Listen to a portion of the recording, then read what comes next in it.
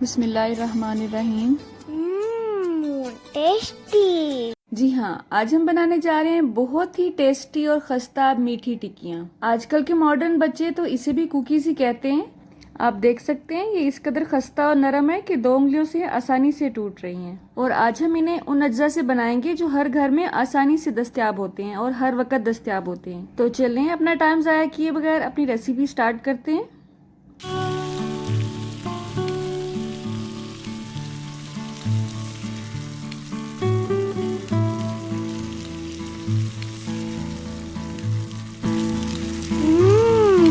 Tasty. तो मीठी टिक्कियों के लिए सबसे पहले मैं यहाँ पे 1 कप चीनी ले रही हूँ। इसे अच्छी तरह से मैंने ग्राइंड कर लिया है। आज हम इसे व्हाइट शुगर से ही बनाएंगे, लेकिन नेक्स्ट रेसिपी जो मैं टिक्कियों की आपसे शेयर करूंगी उसमें हम इसे शक्कर से बनाएंगे या गुड़ से बनाएंगे इंशाल्लाह।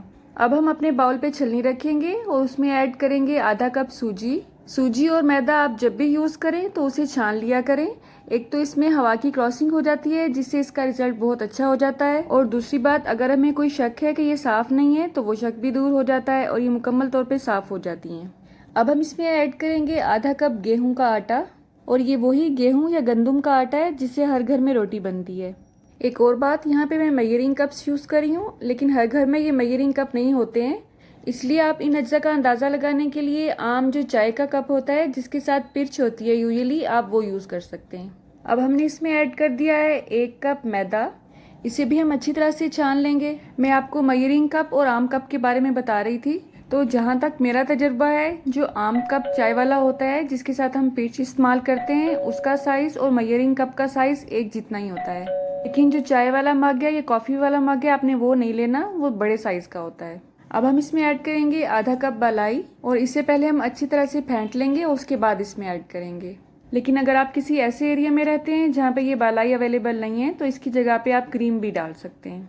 अब हम इसमें ऐड करेंगे देसी घी, और ये 3 खाने के चम्मच मैं इसमें ले रही हूँ। आप देसी घी की जगह पे आम घी भी ले सकते हैं या कुकिंग ऑयल भी यूज़ कर सकते हैं। इसके अलावा हम इसमें ऐड करेंगे 1 अदद अंडा, और ये दरमियाने साइज़ का अंडा लिया है मैंने यहाँ पे। और इस अंडे की स्मेल को ख़त्म करने के लिए इसमें हम इलायची पाउडर ऐड करेंगे, और ये दरमियाने साइज़ का चम्मच है, आप देख सकते हैं, और ये हाफ चम्मच मैंने इसमें लिया है।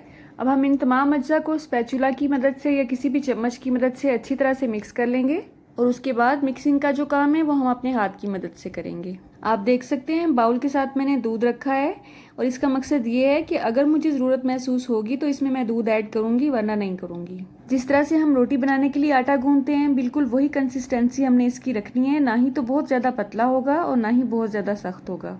एक और बात, अगर इसमें दूध ऐड किए बगैर ही आपका आटा बहुत ज़्यादा पतला हो तो इसमें थोड़ा थोड़ा सा करके मैदा ऐड कर लें, 1-1, 2-2 चम्मच करके, बस इससे ज़्यादा नहीं। लेकिन ये बात भी आपके जहन में हो कि इस आटे को हम गूंदने के बाद थोड़ा सा रेस्ट देंगे और उसके बाद भी ये थोड़ा सा सख्त हो जाता है, और इसमें कोई भी दूध हमने ऐड नहीं किया है और बिल्कुल परफेक्ट इसकी डो रेडी हुई है।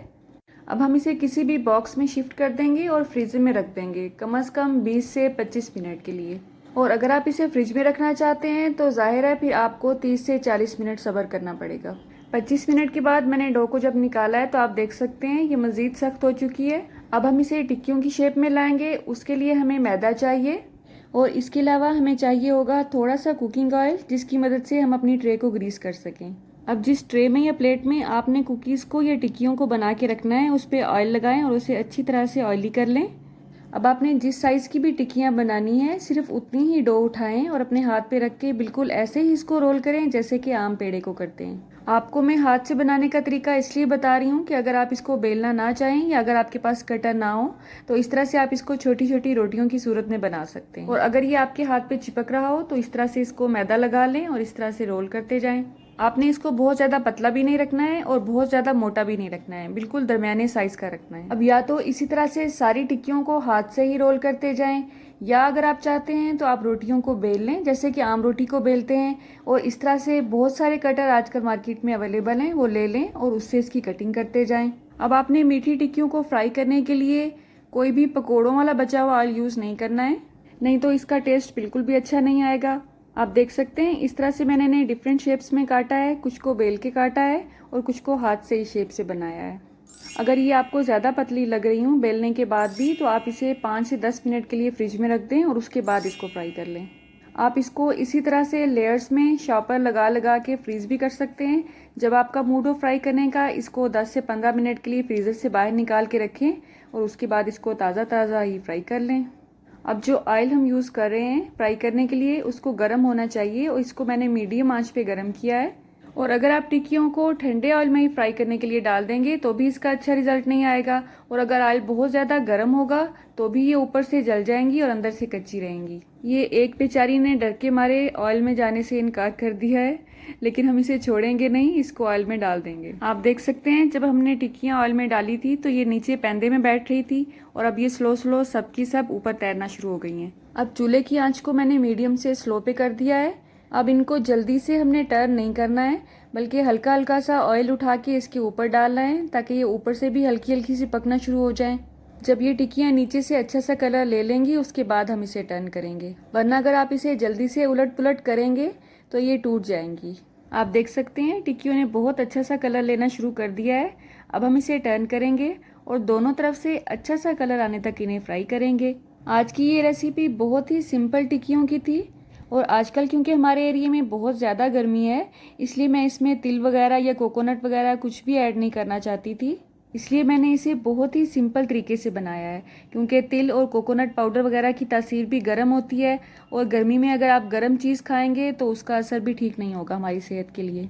लेकिन जैसे ही सर्दियाँ आएंगी आपसे मैं डिफरेंट वैरायटी में टिक्कियों की रेसिपी शेयर करूँगी इंशाल्लाह, जिसमें हम डिफरेंट ड्राई फ्रूट्स को भी यूज़ करेंगे और उसे मज़ीद हेल्दी और टेस्टी बनाएंगे। आप देख सकते हैं टिक्कियों ने बहुत अच्छा सा कलर ले लिया है दोनों तरफ से।